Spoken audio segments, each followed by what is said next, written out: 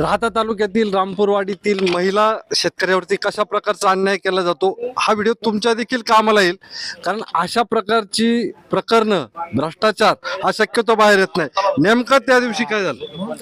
नेमकं त्या दिवशी काय झालं, पाटकऱ्यांनी पाणी दिलं उदमुले शेतकऱ्यांनी त्यांच्या वावरात पाणी घालायचं, आमच्या वावरात सोडून दिलं। आता पाटकऱ्यांचं काम होतं हे सांगायचं त्यांचं, आणि रावसाहेबांचं काम होतं का तू व्यवस्थित पाणी द्यावं, त्यांना सांगून लोकांचं घुसखोर करू नये।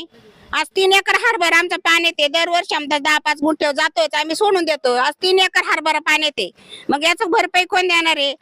आम्हाला पोलिसांनी त्यांनी बहुत सहकार्य केली त्यांनी, पण ते काही दखल घ्यायना, काय पाहायला येईना, काही बोला नाही बे, मग काय करायचं आहे? नेमकं पाटकऱ्याचं नाव काय आणि त्या दिवशी तुम्ही त्याला सांगूनही त्याने ऐकलं किंवा काय झालं नेमकं? गणेश भालेराव पाटकरी। तर पाटकऱ्याने विनाकारण यांच्या क्षेत्रात पाणी सोडलं त्या दिवशी। विनाकारण सोडलं ना, बरं ते कधी गेलं कधी नाही, आम्हाला सांगितलं म्हणे का पाणी येणार आहे चारीला, का तुम्ही थांबा, का काही लोकांच्या वावरात पाणी गेलं तो लोक सहन करतील का एवढं? नुकसान भरपाई गरिबांना काय आहे?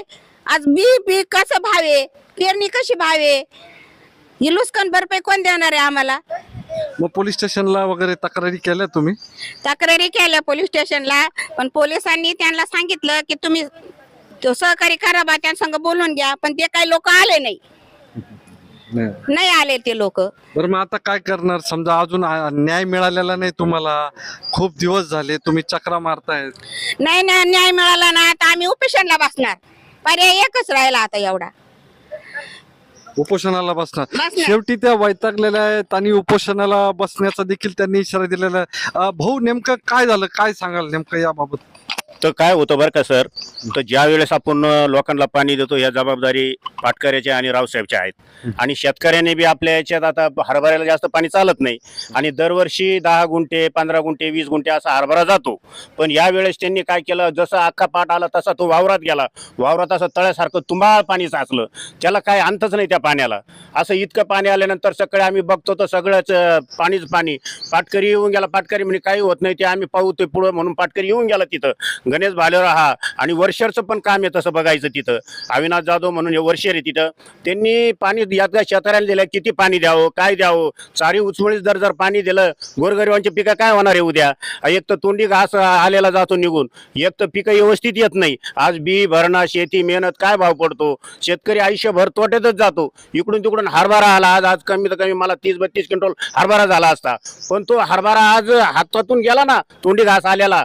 याच्यासाठी त्यांनी प्रशासनाने पोलीस अधिकाऱ्यांनी आम्हाला गण सहकार्य केलं, त्यांना बोलावण्यात केलं, पण त्यांना सुद्धा दाद दिली नाही, ते तिथं सुद्धा आले नाही। प्रशासनाने आम्हाला मदत केली, हे आमचे हे, पण आज आम्हाला नाविलाजानं हे जर आम्हाला भरपाई नाही मिळाली तर आम्हाला उपोषणाला बसावाच लागणार आहे।